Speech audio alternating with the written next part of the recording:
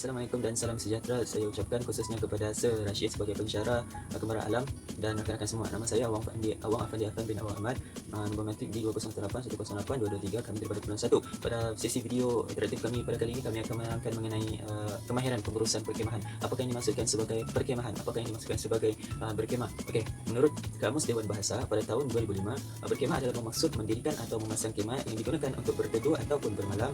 Bagi Lord Baden-Powell pula, pada tahun 1955, berkemah merupakan kegiatan yang sangat menyeronokkan dalam menangkap. Dan seterusnya bagi Muhammad Zoe Nawawi pada tahun 2009, perkemahan adalah satu aktiviti di mana ianya dapat memenuhi masa lapang untuk melihatkan fikiran. Perkemahan juga boleh menyeratkan hubungan kekeluargaan serta akan apabila melakukan bersama-sama. Teori pengurusan Henry Fowler dalam perkemahan. Terdapat 5 prinsip yang diketengahkan, iaitu perancangan, penyusunan, pengarahan, penyelarasan dan pengawalan. Di mana dalam perancangan ini yang meliputi aktiviti-aktiviti sepanjang perkemahan berhubung dengan ramalan tindakan yang akan diambil pada masa hadapan dan penentuan arah haluan organisasi perkemahan.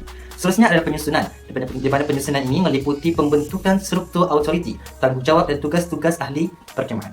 Ketiga, pengarahan. Pengarahan ini meliputi pengarahan terhadap ahli-ahli organisasi, aspek-aspek komunikasi, perlakuan pengurusan, pemberian ganjaran dan penghukuman. Keempat, penyelarasan.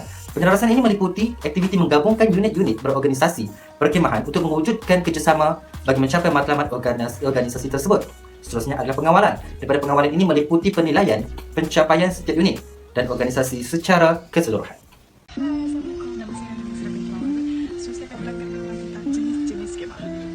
So hari ini saya akan terangkan tentang jenis-jenis skema.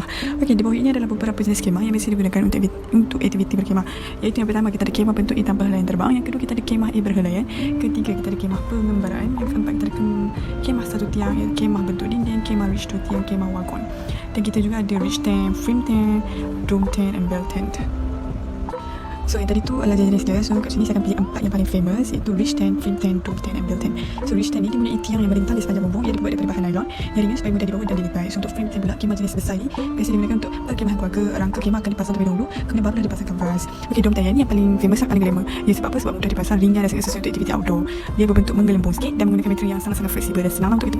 So last sekali, bell tent. Bell tent ni dia ada satu tiang je yang tinggi di puncak kemah. Yang ni jenis yang sudah jarang digunakan. Jenis-jenis perkemahan. Perkemahan ringkas, perkemahan secara berkumpulan, perkemahan secara besar-besaran. Perkemahan ringkas adalah untuk 3 atau 4 orang ahli di tempat tinggal mereka. Biasanya dilakukan pada hujung minggu dan diadakan selama 1 malam atau 2 malam. Tujuannya ialah untuk mendapatkan suatu lencana atau ujian atau sekadar untuk perkemahan sahaja. Perkemahan kumpulan dianjurkan oleh pemimpin atau majlis ketua patrol, dihadiri oleh sekumpulan ahli, dijalankan selama 2 atau 3 hari. Biasanya diadakan sekali bagi tiap-tiap penggal persekolahan. Perkemahan secara besar-besaran dianjurkan oleh majlis peringkat daerah, negeri, negara atau dunia, dihadiri oleh beratus-ratus atau beribu-ribu orang peserta, dikenali sebagai jambori, diadakan 4 tahun sekali, mengambil masa 3 hingga 7 hari. Assalamualaikum warahmatullahi wabarakatuh. Nama saya Nur Sajidah binti Nursyah. Metrik number D2081082009. Okey, yang pertama adalah tanah ataupun tapak yang rata. Tanah ataupun tapak yang rata ni sangat pentinglah dalam memilih lokasi perkemahan. Sebab kalau kita pilih tanah yang rata, kita selesa lalat tidur. So, elakkan daripada memilih tanah yang tidak rata. Contohnya seperti ada akar-akar pokok. Lepas tu tanah berlubang. So, bila tanah berlubang, air akan bertakung. Bila air akan bertakung, kita tak selesa lalat tidur. Lepas tu ada akar-akar pun kita tak selesa lalat tidur, kan? Okey, yang kedua, alam persekitaran. Alam persekitaran ni penting juga dalam memilih lokasi perkemahan. Ini kerana sebab kita nak make sure tempat tapak perkemahan tu selamat ataupun tak. Okey, kalau kita contoh sebelum kita nak buat perkemahan, kita kena pergi buat tinjauan dulu.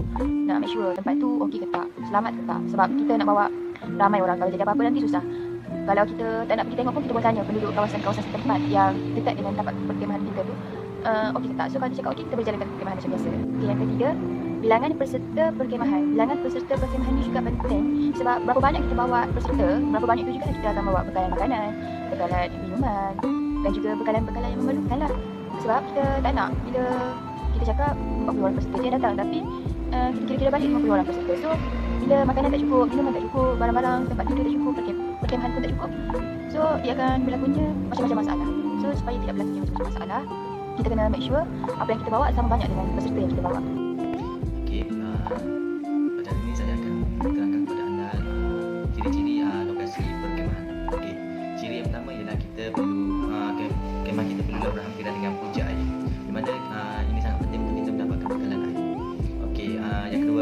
tapak yang lebih tinggi daripada punca air. Okey, ini bagi mengelakkan kemah kita basah ataupun dihanyutkan oleh air. Okey, yang ketiga, mudah untuk mendapatkan bantuan. Maksudnya mudah untuk kita mendapatkan bantuan orang kampung jika berlaku kecemasan atau apa ke.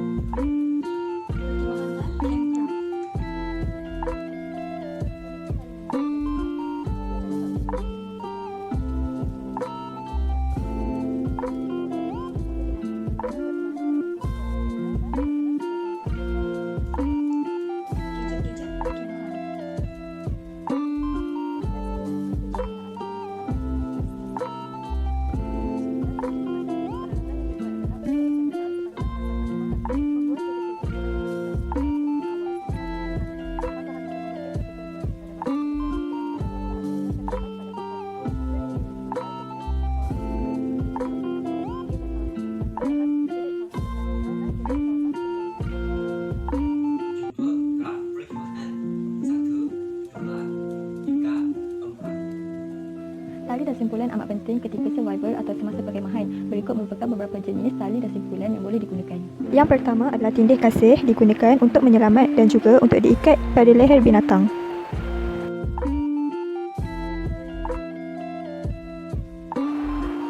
Yang kedua, ten guy loop knot atau juga dikenali sebagai guy line. Ia berfungsi untuk mengetat dan melonggarkan tali.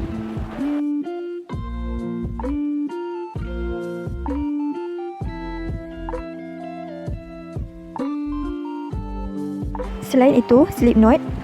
Ikatan ini mudah diketatkan dan dilonggarkan, membolehkan ikatan ini digerakkan jika diikatkan pada bahagian kayu dan digerakkan ke bahagian kayu yang lain.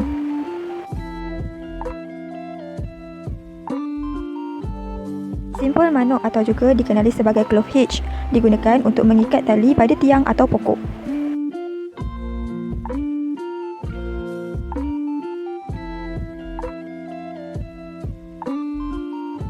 Saya akan sambungkan 5 lagi jenis-jenis ikatan yang digunakan dalam perkemahan.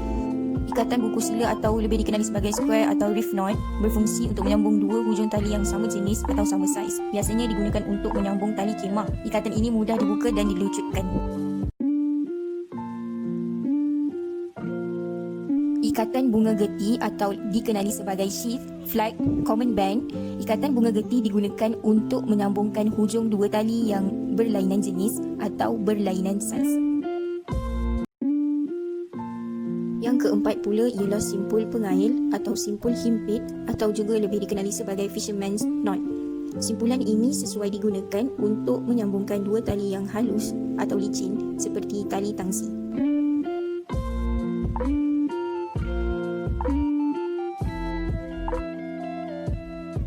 Seterusnya, simpul pula atau sheep shank. Simpulan ini menguatkan bahagian tali yang tidak kuat tanpa memotongnya.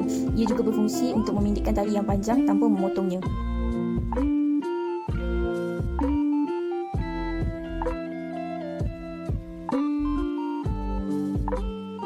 Yang terakhir ialah half hitch. Simpulan ini mudah tetapi kemas. Half hitch berfungsi untuk mengikat hujung tali pada pancang atau pokok.